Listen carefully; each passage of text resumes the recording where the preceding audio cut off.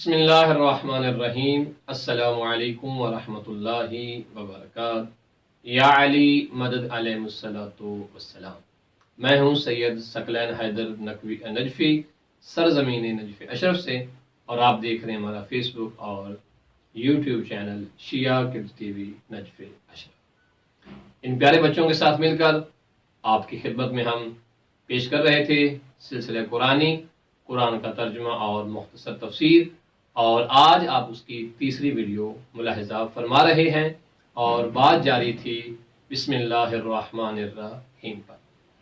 تو ہمارے پیارے ناظرین، اپنے بچوں کو بتلائیے، اور میں بھی اپنے بچوں کو اور ان بچوں کے توسط سے آپ کے بچوں کو یہ بتلانا چاہ رہا ہوں، ہمارے ائمہ معصومین علیہ الصلوۃ والسلام کی ہمیں بعض روایات ملتی ہیں جن میں تاکید یہ کی گئی ہے کہ اپنے ہر کام کا آغاز بسم اللہ الرحمن الرحیم سے کریں، اور نبی کریم صلی اللہ علیہ وآلہ وسلم کی حدیث مبارکہ ہے کہ اس کام کا انجام کبھی بھی بھلائی اور خیر پر نہیں ہو سکتا کہ جس کام کے آغاز میں بسم اللہ الرحمن الرحیم نہ پڑھی جائے۔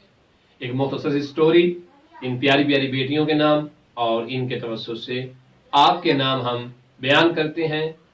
امیر المومنین حضرت علی ابن ابی طالب علیہ السلام تشریف فرما تھے۔ آپ کے پاس آپ کے ایک صحابی آتے ہیں، اور روایت میں ملتا ہے کہ ساتھ ایک چارپائی پڑی ہوئی تھی، وہ صحابی اس چارپائی پر بیٹھتے ہیں۔ جیسے وہ اس چارپائی پہ بیٹھتے ہیں تو وہ گر جاتے ہیں، اور ایسے گرتے ہیں کہ ان کا سر زخمی ہو جاتا ہے۔ جب ان کا سر پھٹ جاتا ہے، خون نکلتا ہے، تو وہ پریشان ہوتے ہیں۔ تو وہاں امیر المومنین حضرت علی بن ابی طالب علیہ السلام ارشاد فرماتے ہیں کہ پروردگار ہمارے چاہنے والوں کے گناہوں کو معاف کر دیتا ہے اس طرح کی چھوٹی چھوٹی مصیبتوں میں مبتلا کر کے۔ مفہوم روایت کچھ اس طرح سے ہے کہ جب آپ نے اس طرح سے ارشاد فرمایا کہ خدا ہمارے شیعوں کے گناہ ان چھوٹی چھوٹی تکالیف اور مصیبتوں کی وجہ سے معاف کر دیتا ہے، تو اس نے کہا مولا یہ جو میرا سر پھٹا ہے، کیا یہ بھی کسی گناہ کی وجہ سے ہے اور میرا کوئی گناہ معاف کر دیا گیا ہے؟ تو آپ علیہ السلام نے فرمایا ہاں، یہ وہی گناہ ہے جو تو نے ابھی کیا ہے اور کوتاہی کی ہے۔ کہا مولا وہ کون سا گناہ ہے جو میں نے ابھی کیا ہے؟ کہا تم چارپائی پہ بیٹھے ہو لیکن تم نے بسم اللہ الرحمن الرحیم نہیں۔ تو فرمایا تم چارپائی پہ بیٹھے ہو لیکن بدون بسم اللہ۔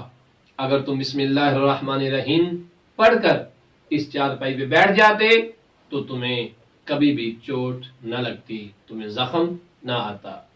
اس لیے رسول اسلام صلی اللہ علیہ وآلہ وسلم اور ہمارے باقی ائمہ معصومین علیہ السلام نے تاکید فرمائی ہے کہ اپنے ہر کام کے آغاز میں بسم اللہ پڑھیں۔ گھر سے باہر نکلیں، گھر کے اندر داخل ہوں، کمرے میں داخل ہوں، اور دیگر بھی جو امور ہیں، جو کام ہیں، وہ انجام دیں۔ کچھ لکھنا چاہ رہے ہیں، کچھ پڑھنا چاہ رہے ہیں، کھانے سے پہلے، پانی پینے سے پہلے، اور دیگر معاملات جو ہماری حیات میں، ہماری زندگی میں ہوتے ہیں، ان میں سے ہر ایک کے آغاز میں بسم اللہ الرحمن الرحیم خود بھی پڑھیے اور اپنے پیارے بچوں کو پڑھنے کی تلقین بھی کیجیے۔